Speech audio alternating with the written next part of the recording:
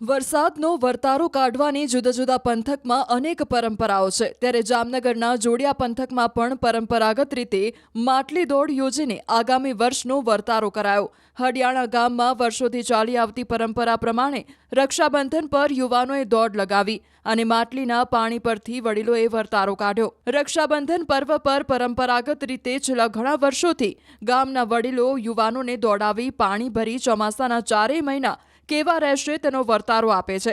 ત્યારે 2026માં 8 આનીથી 12 આની વરસાદ રહેવાની શક્યતા હોવાનો વર્તારો કાઢવામાં આવ્યો અને તેની વિધિવત ગ્રામ પંચાયતના ચોપડે નોંધ પણ કરવામાં આવી।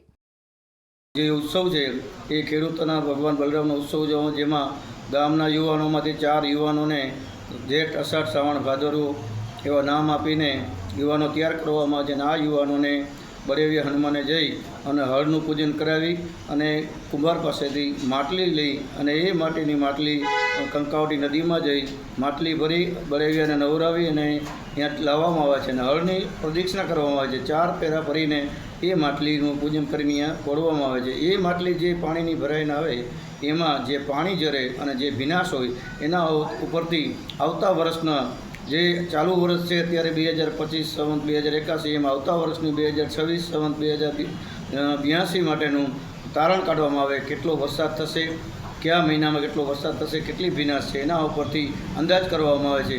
આપણા ગામની જૂની પરંપરા મુજબ જે બળેવિયા દોડાવી છે એમાં 4 માસના ઉતારા જેઠ અષાઢ શ્રાવણ અને ભાદરવો આવતું વર્ષ કેવું આવશે એનો અમે અંદાજ કાઢીએ છીએ। તો અંદાજમાં અમને એ નક્કી થયું છે કે જેઠ મહિનામાં 80%, પછી અષાઢ મહિનામાં 45%, શ્રાવણ મહિનામાં 75% અને ભાદરવામાં 25% જેવો વર્તારો હમણાં એવું અમારું અનુમાન છે। તો આવતું વર્ષ કેવું જઈ શકે એમ। રક્ષાબંધન પર જોડિયા પંથકમાં આવેલા હડિયાણા ગામમાં 4 યુવાનોને ઘડો લઈ પાણી ભરવા દોડાવવામાં આવે છે, ત્યારે પ્રતિવર્ષની માફક આ વર્ષે પણ વરસનો વર્તારો કાઢવામાં આવ્યો। આવનારા વર્ષ 2026માં જેઠ મહિનામાં 80%, અષાઢ મહિનામાં 45%, શ્રાવણ મહિનામાં 75% અને ભાદરવામાં 25% વરસાદ આવવાની શક્યતા હોવાનો વર્તારો આપવામાં આવ્યો।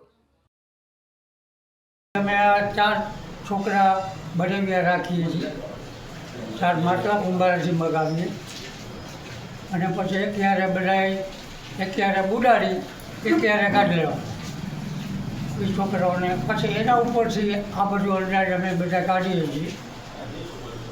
આ જે કંઈ સારું એમાં મારું અનુમાન એવું છે કે જેઠ મહિનો સારો જશે, વાવણી સારી થશે, એ આખરમાં લગભગ થશે એવું અનુમાન છે અને સામાન તો 70% જેવું જ છે।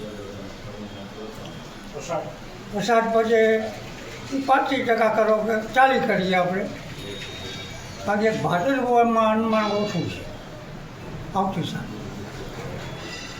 આ ગઈ સાલનો જે ભાદરવો છે ને એ ભરપૂર છે, હવે એ ખબર પડી જશે આપણે 15 દી પછી કેવો વરસે છે, બાકી તો બધું રાબેતા મુજબ જ છે અંદાજ કરવામાં આવે છે।